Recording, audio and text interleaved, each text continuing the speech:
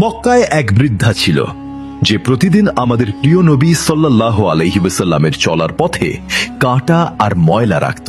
কিন্তু একদিন নবীজি সাল্লাল্লাহু আলাইহি ওয়াসাল্লাম প্রতিদিনের মতো রাস্তা দিয়ে যাচ্ছেন, কিন্তু আজ রাস্তা পরিষ্কার, কোনো ময়লা নেই, কোনো কাঁটা নেই। নবীজি সাল্লাল্লাহু আলাইহি ওয়াসাল্লাম অবাক হলেন।